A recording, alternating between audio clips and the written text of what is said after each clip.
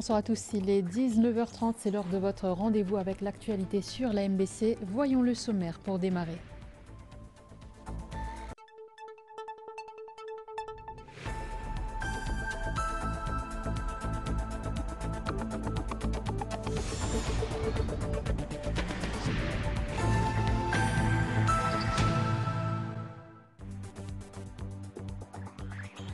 Après 5 mois d'incarcération, l'activiste Paul Watson, défenseur des océans, blanchi par les autorités danoises. La demande d'extradition déposée par le Japon rejetée.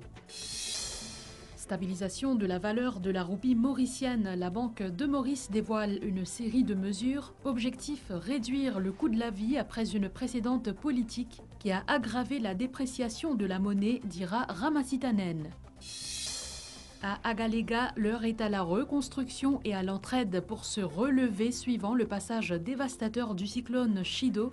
Dans la région, le président français en déplacement à Mayotte, où les secours continuent d'affluer pour assurer les besoins vitaux. La continuité des relations indo-mauriciennes assurée, Anurag Shrivastava était au bâtiment du Trésor ce jeudi. Achat de fin d'année, mobilisation renforcée pour la sécurité des consommateurs, l'appel à la vigilance lancé. Nous parlerons de cette éventualité annoncée, interdire l'utilisation du téléphone portable à l'école. Pour ou contre, les avis sont partagés.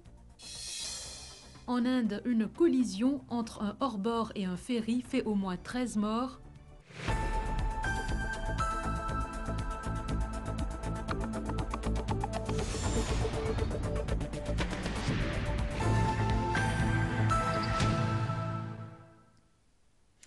C'est sans doute un immense espoir pour les femmes, les hommes et les enfants qui espèrent encore l'avènement d'un monde respectueux de son équilibre écologique. Immense espoir pour les générations à venir. La libération du militant Paul Watson est une bonne nouvelle sur ce front écologique où les nouvelles ne sont pas souvent rassurantes. Après avoir été arrêté le 21 juillet 2024 au Groenland sur demande du Japon, Paul Watson a donc été libéré suite à la pression internationale sur le pays. Le fondateur de Sea Shepherd a été libéré après 149 jours de détention au Groenland, menace d'extradition vers le Japon où il risquait jusqu'à 15 ans de prison pour ses actions contre la chasse à la baleine. Il a bénéficié d'une mobilisation internationale importante. Valérie Kali.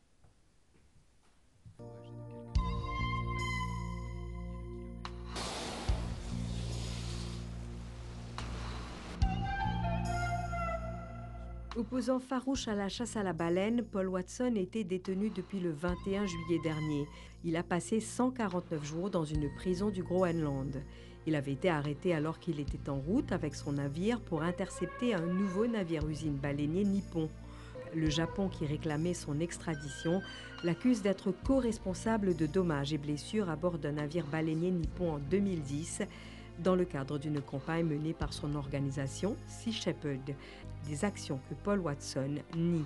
Une notice rouge d'Interpol a même été émise contre lui. Ainsi, après 5 mois de pression internationale sur le Japon, le militant écologiste de 74 ans a retrouvé sa liberté. Interrogé sur ce qu'il fera une fois son retour en France, Paul Watson a déclaré qu'il s'occupera de cet avis d'Interpol et surtout que ses bateaux et lui-même vont retourner en mer pour arrêter encore des baleiniers japonais. Autre titre de cette édition, la Banque de Maurice dévoile une série de mesures pour stabiliser la valeur de la roupie mauricienne. C'était lors d'une conférence de presse tenue par le gouverneur de la Banque centrale.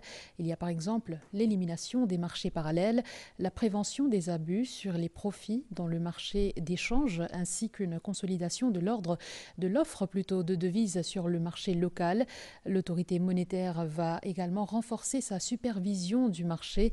Objectif soulager la population après une dépréciation accélérée de la roupie attribuée à la politique du précédent régime, dira le docteur Ramasitanen. Abdel Bolaki. Dans le viseur de la Banque de Maurice pour contrer la dépréciation de la roupie, l'élimination du marché parallèle ou marché noir. L'autorité monétaire va consolider sa supervision et son inspection. La Banque centrale demande également aux banques commerciales d'adopter des taux équitables sur leurs forward prices de devises. Elle insiste par ailleurs sur pas d'abus en termes de profit dans ce marché.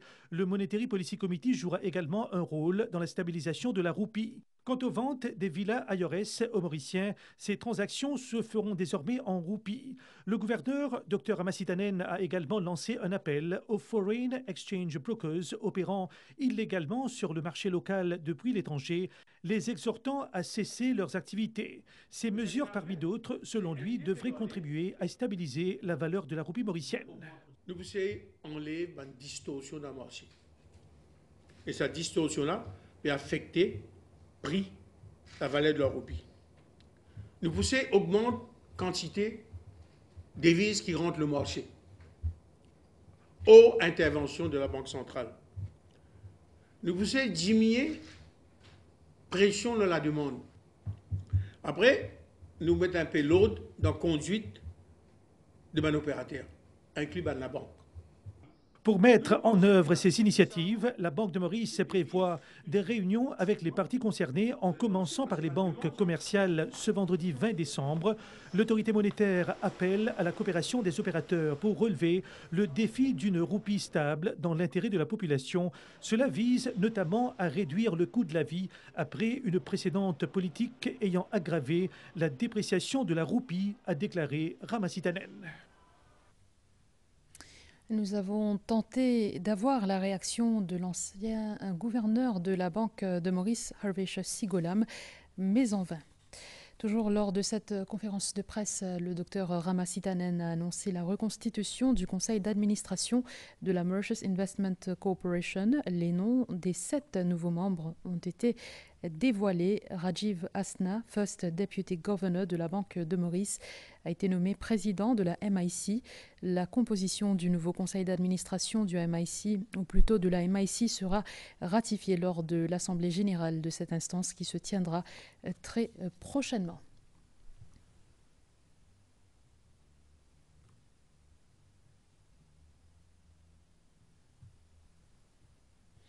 Poste Shido à Agalega, dont les 2 îles ont connu de gros dégâts matériels. L'aide de Maurice a été rapide. Ces jours-ci, les habitants se relèvent petit à petit de ce traumatisme.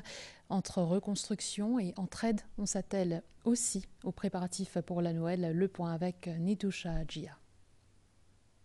Cela fait plus d'un demi-siècle que les îles d'Agalega n'aient connu une tempête tropicale d'une telle intensité, nous racontent les Agaléens.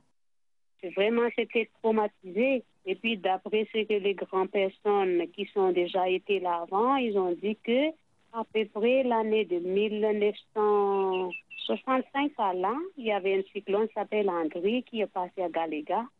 Mais pas si plus fort que celui-là. Et actuellement que je vous parle, il y en a encore 3 familles qui sont restées dans les centres de refuge. En cette fin d'année, on s'efforce de se rétablir le plus rapidement possible pour célébrer Noël. Les toits de la maison d'église aussi étaient emportés.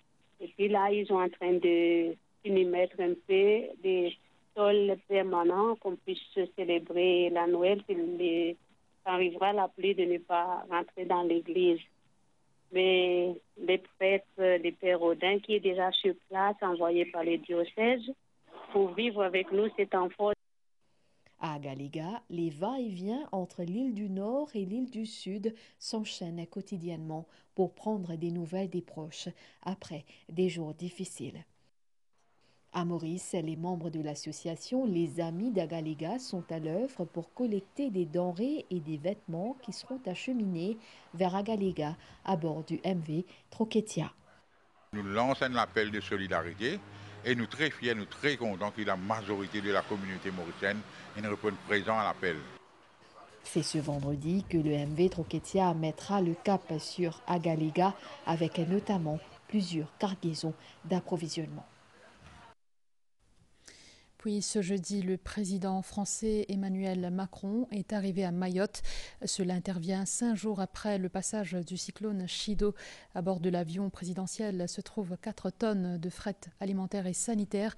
Place au reportage de nos confrères de Réunion la Première. Il est un peu plus de 8 heures, heure de Paris, quand l'Airbus présidentiel touche le tarmac de l'aéroport de Pamandzi.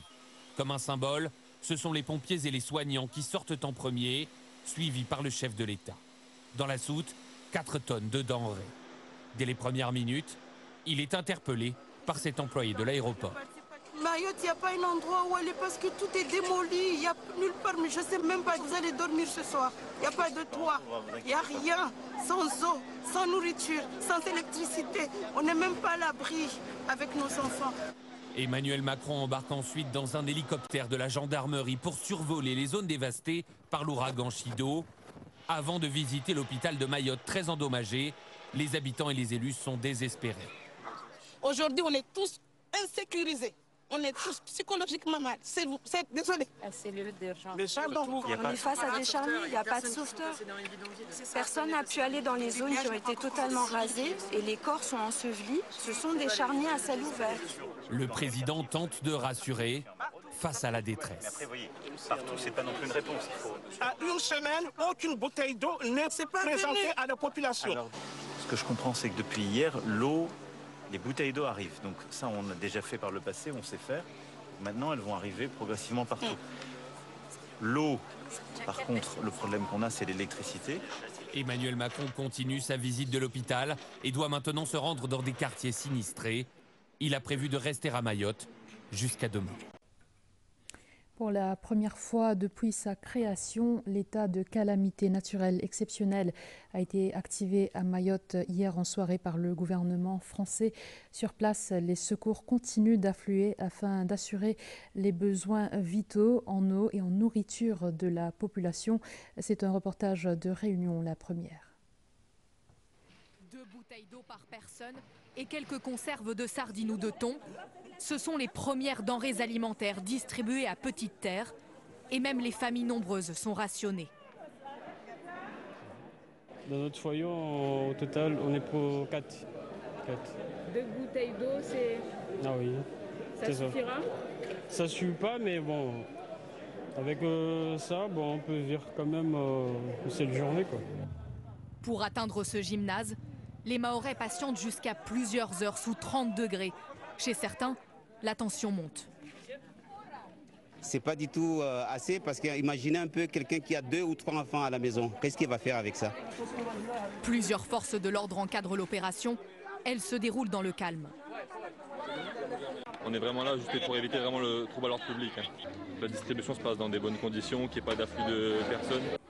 Des distributions d'autant plus indispensables que ces derniers jours, dans certaines échoppes de rue, les prix ont flambé, jusqu'à 18 € le pack d'eau. Mais d'ici la fin de cette semaine, sur décret, le préfet pourra encadrer les prix sur les produits de première nécessité. Je vous le disais au sommaire, le nouveau haut-commissaire de l'Inde, Anurag Shrivastava, a rencontré le docteur Navin Ramgoolam ce jeudi au bureau du Premier ministre. Lors de cette visite de courtoisie, il a été question, entre autres, des domaines reliant nos 2 pays. Sarah Ono. Le haut-commissaire de l'Inde à Maurice, Anurag Shrivastava, a rendu visite au Premier ministre, le docteur Navin Ramgoolam. Au centre des discussions, les nombreux dossiers qui relient l'Inde et Maurice depuis plusieurs années. Il a précisé que les projets existants entre Maurice et l'Inde continueraient. Comme vous le savez, nos liens sont des liens spéciaux. Ce sont des liens durables, des liens qui ont fait leurs preuves, et nous sommes convaincus que ces liens seront encore renforcés sous la direction de l'honorable Premier ministre. Nous avons discuté de diverses possibilités de renforcer encore notre leadership. De notre côté, nous sommes tout à fait déterminés à travailler avec le nouveau gouvernement pour porter ces relations à de plus hauts sommets. Le haut-commissaire de l'Inde à Maurice était le secrétaire adjoint à la division Népal-Bhoutan avant de prendre ses fonctions à Maurice. On reste dans la capitale. 1520 pintes de sang ont été recueillies ce jeudi à la mairie de Port-Louis lors de la Mega Blood Donation, un rendez-vous placé sous le thème « Nous l'écho différents, nous y sommes pareils » et dont l'objectif est de s'assurer que la période des fêtes de fin d'année ne soit marquée par une pénurie quelconque. Le vice-président de la République et le ministre de la Santé y étaient, Madhvi Jagannath. Nous l'écho différents, nous disons pareil.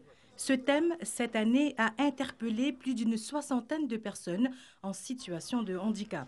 À Maurice, nous, 8% de la population mauricienne, qui fait un minimum de 100 000 personnes en situation de handicap. Donc 100 000 personnes qui ont contribué à terme égal. Et c'est ça qui prône l'inclusion, nous lead à travers nous, l'handicap. Et au-delà de ça, nous contribuons comme n'importe quel citoyen. M'encourage tout le monde de 10 ans. Et en même temps, nous disons c'est les recycler dans nous les quand même. À 11h, la mairie de Port-Louis grouillait de monde composé de jeunes comme les plus âgés. Certains ont fait leur baptême du feu, alors que d'autres, comme chaque année, n'ont pas manqué de répondre à l'appel. Tous les années, je viens de 10 ans, oui. C'est un plaisir, nous sauver la vie de personne. Tout le moment que je travaille, je vais aller pour la première fois, bon, mais après ça, et tout le temps, je suis envie de 10 ans. Puisqu'ils sont 60 fois moins de 10 ans dans mon la vie. Quel âge, mesdames, monsieur? 56 ans. Ça dit qu'on est capable de sauver la vie, capable de nous une famille, n'importe qui s'en a. Cette 23e édition du Mega Blood Donation a une importance capitale. La banque de sang souffre d'une pénurie accrue des groupes sanguins négatifs. Il y a beaucoup de patients qui nécessitent une transfusion et 10 groupes négatifs. Donc, nous pouvons faire l'appel à des gens qui connaissent d'autres groupes, c'est un groupe négatif, surtout O négatif, sortir, venir nous dire ça pour aider nous, pour aider ces patients à gagner notre survie. Le vice-président de la République et le ministre de la Santé ont tenu à rencontrer les bénévoles et à les encourager à devenir des donneurs réguliers de sang. Il y a 2,5% de la population qui donne du sang régulièrement. Moi, ça veut dire qu'il y a plus beaucoup de monde qui nous donne. Et surtout, nous passons les fêtes de fin d'année. Faites bien attention. Ces derniers temps, nous avons remarqué beaucoup de patients souffrent de cancer. Il y en a beaucoup qui ont besoin de dialyse. Il y en a beaucoup qui ont la kidney failure. Tout ça, de bien besoin du sang. Donc, on peut donner du sang, penser qu'on peut sauver la vie ou le prochain ou le mauricien. Chaque jour, 150 à 200 pintes de sang sont utilisées dans le public comme dans le privé pour des interventions chirurgicales programmées, mais aussi pour des imprévus. Cette collecte de sang annuelle vise à assurer un stock adéquat durant la période des fêtes de fin d'année. Je vous le rappelle, 1520 pintes de sang ont été recueillies ce jeudi à la mairie de Port-Louis lors du Mega Blood Donation. En cette période de fête, vous êtes nombreux à vous rendre dans les commerces pour vos achats. La police en profite donc pour rappeler l'importance de rester vigilant face au risque d'actes malveillants comme les vols. Nous sommes allés à la rencontre du public et des membres de la force policière qui sillonnent la région de Rosil pendant cette période. Attirer l'attention du monde, surtout dans sa période festive, là, ça mois de décembre, là, où il y a une grosse circulation d'argent. La vigilance est plus que jamais essentielle ces jours-ci. Synonyme de réjouissance, la période de fin d'année peut aussi attirer les actes malveillants. J'aime bien prendre précaution, pas tirer trop de monnaie dans le chemin, pas sortir avec bijoux. Si un monde peut m'échapper trop près avec nous, nous devons faire attention, ne pas qui se pense. Et moi, tout le temps, quand je ne pas profiter exactement de ce jour comme ça, là, qui me vient. Ça m'a fait avant ou après. C'est alors dans mon pays, pas encore. Les commerçants redoublent également d'attention pour protéger leurs établissements et leurs clients. Nous pouvons prendre une mesure de précaution, nous ne pouvons plus d'argent dans le magasin, tout ça là, vu qu'il y a une caméra dans le magasin, et vu que c'est période de la nuit, puis il y a beaucoup d'immunes, et nous sommes bien vigilants. De son côté, la police veille au grain. Des patrouilles sont renforcées dans les zones commerciales et des campagnes de sensibilisation sont menées auprès du public. Vous trouvez la police un peu partout, et il y a beaucoup la police en civil, qui ne sont pas pour détecter, je ne sais pas vous-même connaître. Donc, il y a une surveillance accrue, une caméra CCTV, parmi la foule partout côté dans une grosse agglomération, ce sera du zéro tolérance. La police rappelle au public que la prudence est essentielle pour profiter des festivités dans la sérénité. C'était le reportage d'Anjali Siroton-Fulchand. Tout à fait autre chose, Eric Ning a lancé la 2e édition de son livre intitulé « Penser comme un économiste », un ouvrage axé sur l'économie mauricienne. Le lancement officiel a eu lieu hier soir en présence du Premier ministre. Le Dr Navin Ramgoolam a réduit d'Assap à la Sormi. Penser comme un économiste, titre du livre d'Eric Ning Ping Chung, Cette deuxième édition, avoisinant les 300 pages, parle de l'économie mauricienne en 50 leçons. Le lancement de cette nouvelle édition a eu lieu mercredi soir en présence du Premier ministre, le Dr Navin Ramgoolam, a réduit. Un forum débat a aussi eu lieu en accord avec le titre du livre. Comment peut-on penser comme un économiste dans une petite économie insulaire? Vous pensez qu'il n'est pas nécessaire qu'il devienne un économiste, mais il est important qu'il pense comme un économiste avec les grands principes économiques. Et ce livre-là, il est divisé en 7 grands chapitres que nous traitons les fondamentaux de l'analyse économique, la macroéconomie, l'économie monétaire, l'économie du travail, l'économie internationale et ainsi de suite. Et en même temps, en annexe, il y a un ABCD, un petit ABCD de l'économie. Plusieurs personnalités étaient présentes lors du lancement de cet ouvrage, le 10e de l'économiste Eric Ning. Ouvrons un volet sur l'éducation. L'admission des élèves en grade 7 s'est déroulée ce mercredi dans les établissements secondaires de Lille. Cela après leur réussite aux examens du PESAC. Pour en savoir plus sur cet exercice, Sarah Ono et son équipe étaient au Dr Régis Chaperon SSS où plus de 160 élèves ont été admis. Reportage. Un passage du primaire au secondaire où élèves et parents ont découvert un nouvel environnement scolaire durant l'exercice d'admission en grade 7. Entre appréhension et espoir, les parents ont exprimé leurs attentes en écho aux assises de l'éducation prévues en avril 2025. Changement de système, nous ne connaissons pas comment pour passer, est-ce qu'il dans 3 ans, il peut composer national ou pas. Le gouvernement a une façon de faire communiquer ça à tous les jeunes parents, faire confiance aux enfants. Les autres prennent responsabilité, font une à casa. Ce sera vraiment intéressant que tout le monde sur la même ligne. Voilà, c'est l'eau des disciplines et le respect. Ce système-là, je pensais qu'il faisait sensé qui m'a dit je ne finis pas 6e, j'ai l'esprit calmé un peu. Là, je compose un écoute assis. 161 élèves ont été admis au Dr Régis Chaperon SSS où toute une équipe est mobilisée pour assurer une transition en douceur à ces élèves. Comme l'uni, je suis stressée. Mais content. Je suis comme tout seul, mais moi, j'ai un camarade de moi. Je trouve beaucoup d'affaires intéressantes. Je suis bien content quand je trouve mon camarade 6e. Le temps où j'ai envie de venir à collège, je suis venu. Moi, j'ai envie de venir à un docteur. Après, je fais un nouveau camarade ici. Nous avons un personnel enseignant et non enseignant qui sont très motivés et qui sont là pour accueillir les enfants. Et surtout que ce changement du primaire au secondaire, c'est une grande étape qu'ils vont traverser. Cet exercice d'admission marque le début d'une nouvelle étape pour ces élèves animés par de grands rêves de carrière réussis. Le reportage de Sarah Ono tourné au Dr Régis Chaperon SSS. Vous le savez, le ministre de l'Éducation a récemment annoncé une possible interdiction des téléphones portables dans les écoles dès l'an prochain. Une mesure qui suscite des avis partagés parmi les principaux concernés que nous avons rencontrés. On s'est aussi rendu au collège impérial à Curpip où le téléphone portable est interdit depuis des années. Praneuf Biarri. Interdire ou pas le téléphone portable en classe, la question divise parents et élèves. Il y a ceux qui parlent de bonnes initiatives. Bonnes affaires. Parce qu'il y a une addiction.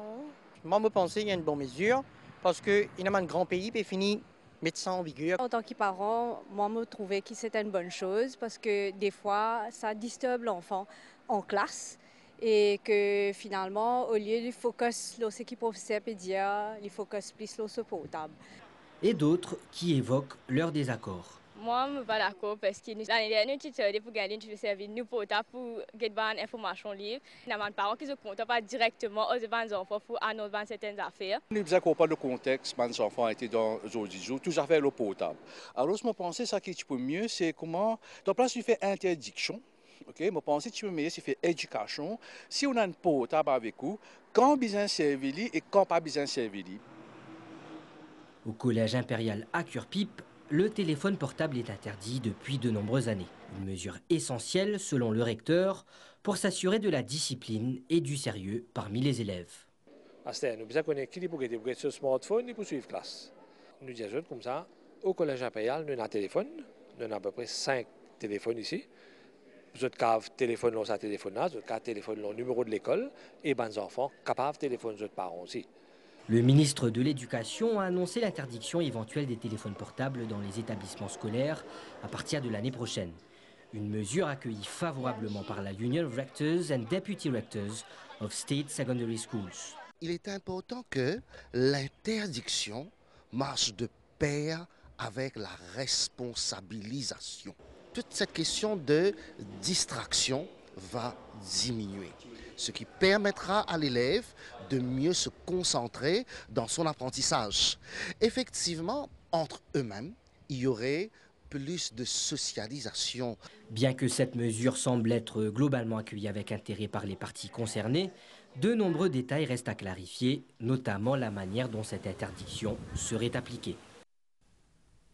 Venons-en à la rencontre entre le chef commissaire adjoint de l'Assemblée régionale de Rodrigue, Johnson Rousti, et le ministre de l'Éducation, le Dr Maen Gunga Possad. Plusieurs points ont été abordés autour de l'apprentissage des jeunes rodriguais au niveau préscolaire jusqu'au secondaire. Compte rendu, Krishan Sitia. L'élimination du PGCE comme nécessité pour l'enseignement au niveau secondaire a été saluée par le chef commissaire adjoint de l'Assemblée régionale de Rodrigue. Cette première rencontre avec le ministère de l'Éducation a aussi porté sur une réforme au niveau préscolaire. L'Assemblée régionale peut créer une instance, École maternelle de Rodrigue limitée, pour regrouper tout l'école maternelle, pour qui, principalement, les professeurs des écoles maternelles ont bénéficié de même terme d'emploi qui tombent sous les CCA à Maurice. L'apprentissage et les besoins spécifiques des élèves à Rodrigue restent l'une des priorités du ministre de l'Éducation. Aujourd'hui, se rencontre l'IPL dans sa direction de partage et vous trouvez, puis soumettez-moi un document assez intéressant qui est important de nous aller, nous découvert un peu ce qui commission l'éducation Rodrigue Olé et qui a besoin nous nos enfants rodriguais. Maen Gunga Possad prévoit de se rendre à Rodrigue pour rencontrer les partenaires rodriguais. Il y a aussi la série de rencontres du ministre de l'Enseignement supérieur, le Dr Kaviraj Soukon, avec les représentants de plusieurs institutions universitaires publiques cette semaine a réduit. L'occasion pour ces organismes de présenter ce qu'ils offrent en matière de formation. On retrouve Krishan Sitia. Environ 2700 jeunes sortant principalement du continent africain et de l'Inde ont choisi Maurice pour leurs études supérieures. Seuls 400 d'entre eux sont inscrits dans des institutions publiques. Le ministère de l'Enseignement supérieur entend changer la donne et surtout positionner Maurice comme un pôle universitaire et de recherche. Nous pouvons travailler sur sa branding là.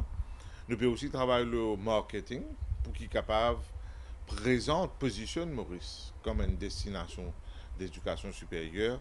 En même temps, pour attirer les chercheurs, nous commençons pour parler avec les pays amis pour être capables de mettre des centres de recherche ici. Des rencontres avec les acteurs du privé sont également à l'agenda pour faciliter l'installation d'institutions de renom sur le sol mauricien.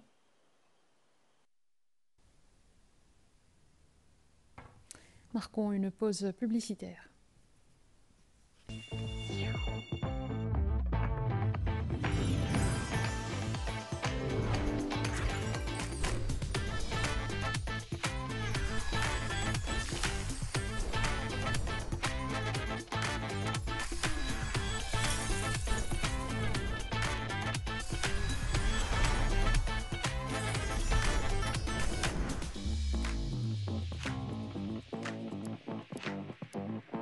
Centrepoint, at the heart of it all. Hey, grab me one too.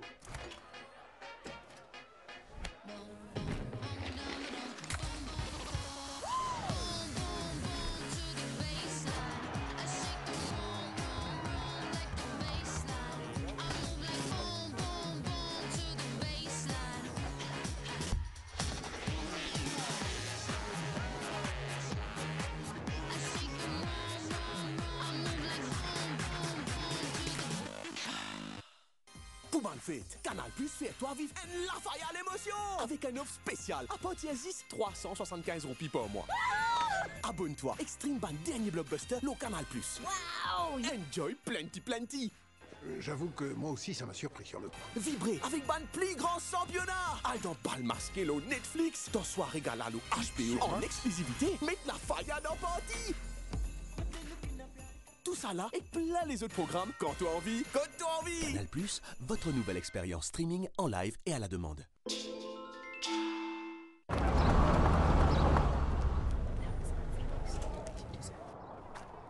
Baadaye anti. Mkuu, umetufikisha home poa, asante. Pia wewe pata kakitu ikufikishe home.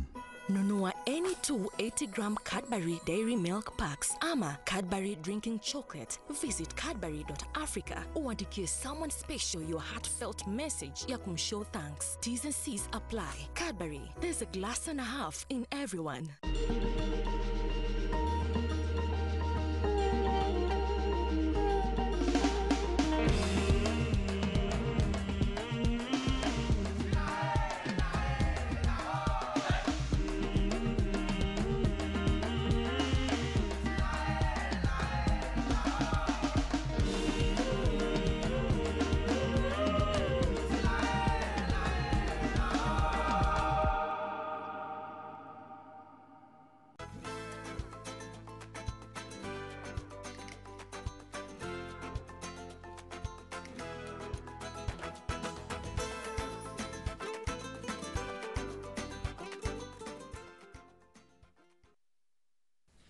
La Confédération des travailleurs des secteurs publics et privés a tenu une conférence de presse ce jeudi à Rose-Île.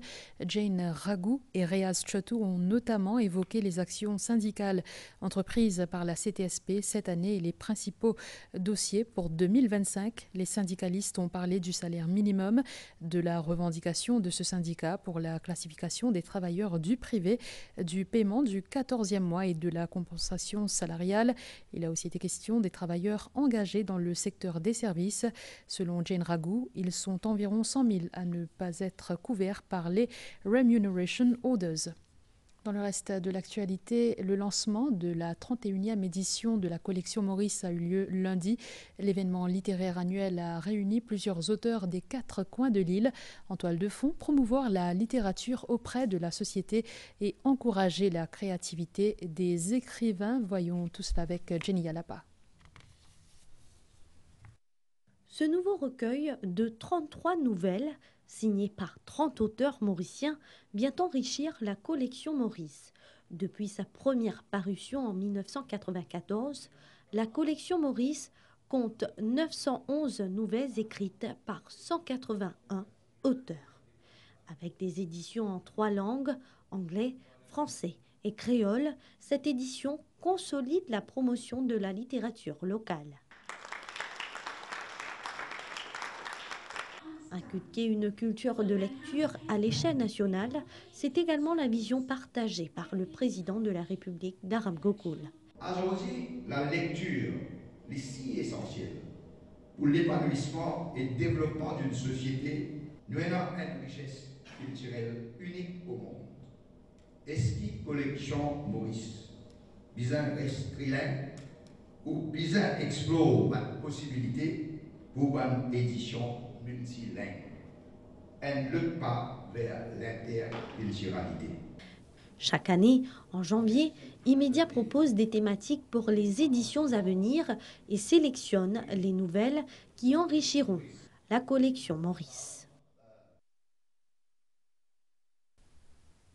L'actualité dans le monde, c'est dans quelques instants. Gagnez un voyage de rêve pour toute la famille à Disneyland Paris. 2 nuits féeriques à Disneyland, suivies de 4 nuits inoubliables au cœur de la ville lumière. Tentez de gagner ce voyage exceptionnel à l'achat d'un produit Samsung uniquement dans tous les magasins Galaxy ou sur galaxy.me. Conditions applicables. Merry Noël de Galaxy!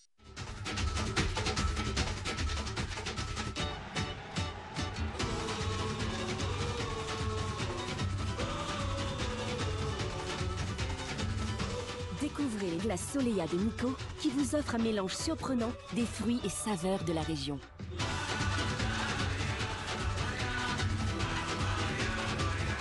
Soleya, débordant de saveurs.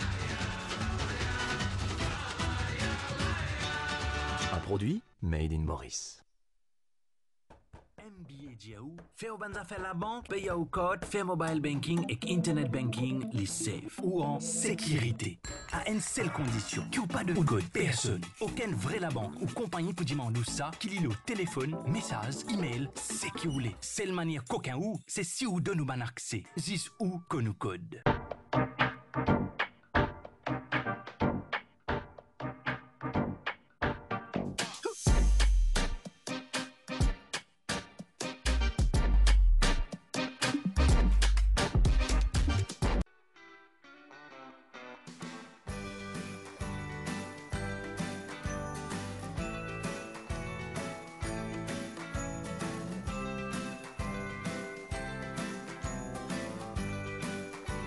MTEL Feel Free.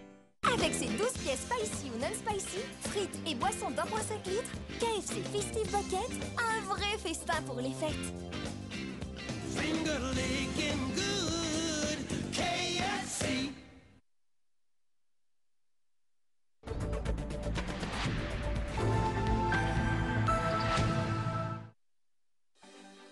La page internationale avec Jimmy.me.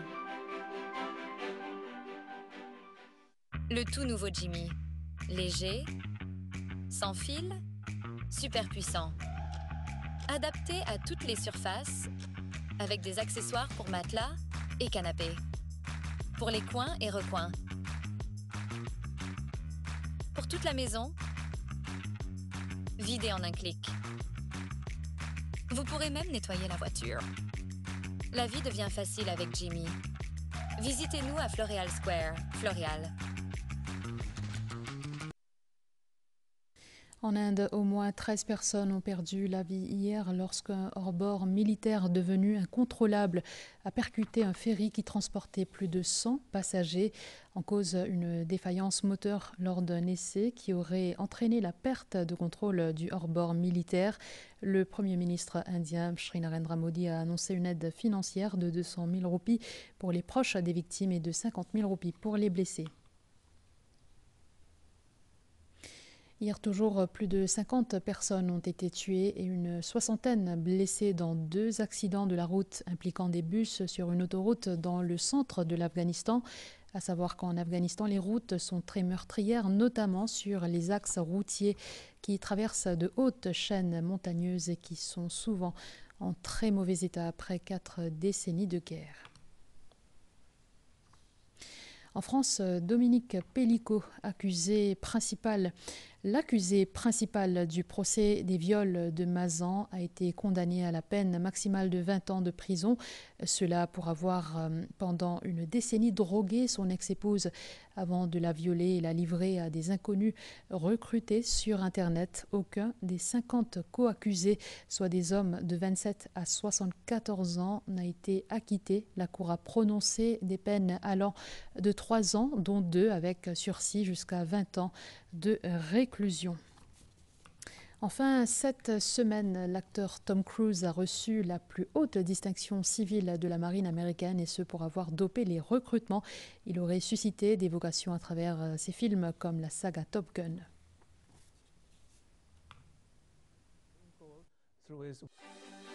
C'était la page internationale avec Jimmy.me.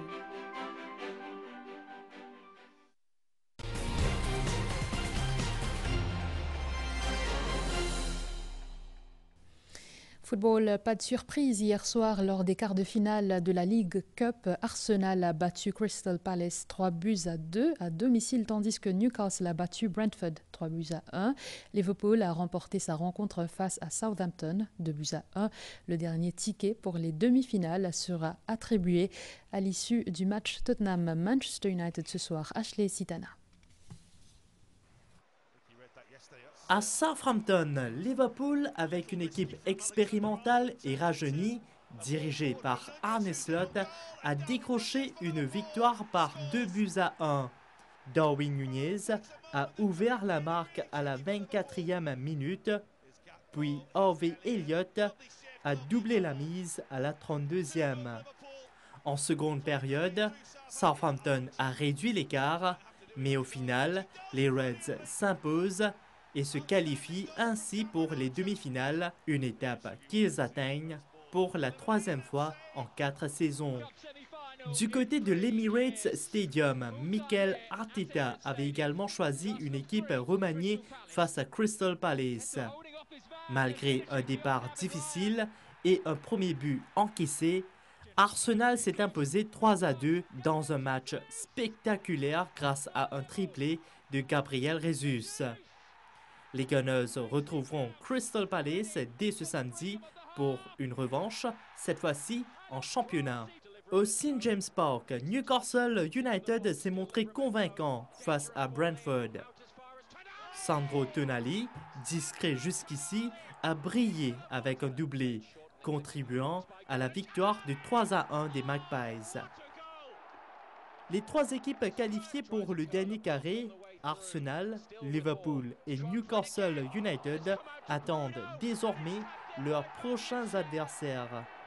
Le dernier ticket pour les demi-finales sera disputé ce jeudi soir à minuit entre Tottenham et Manchester United.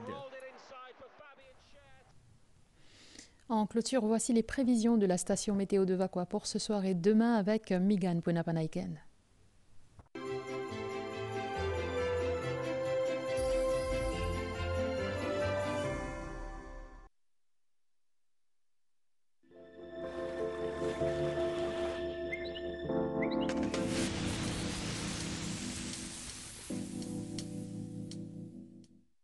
Le temps a été plutôt beau aujourd'hui. Les prévisions pour Maurice, ciel dégagé cette nuit, la température minimale variera entre 19 et 21 degrés Celsius sur le plateau central et entre 24 et 26 degrés Celsius dans les régions côtières.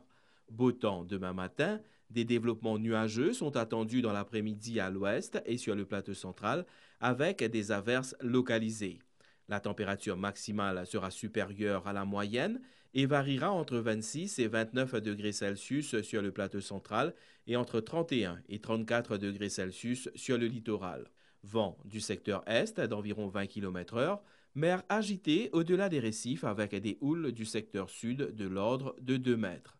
À Rodrigue, ciel dégagé cette nuit, la température minimale variera entre 21 et 24 degrés Celsius. Le temps restera beau demain. La température maximale variera entre 28 et 31 degrés Celsius. Vent du secteur est de 25 à 35 km/h avec des rafales de l'ordre de 60 km/h s'affaiblissant durant la nuit. Mer forte au-delà des récifs avec des houles du secteur sud de l'ordre de 2,50 m. Les sorties en haute mer sont déconseillées. À Agalega, mi-couvert à parfois nuageux avec des averses. Les averses pourraient être temporairement modérées et accompagnées d'orages cette nuit. La température minimale sera d'environ 26 degrés Celsius et la température maximale sera d'environ 33 degrés Celsius. Vent du secteur est d'environ 15 km/h se renforçant avec des rafales sous les averses. Mer agitée avec des vagues de l'ordre de 2 mètres. Et ce conseil pratique, en cas d'orage, il est conseillé au public de rester à l'abri et d'éviter les plaines, les randonnées, les sorties en mer et de ne pas s'abriter sous les arbres.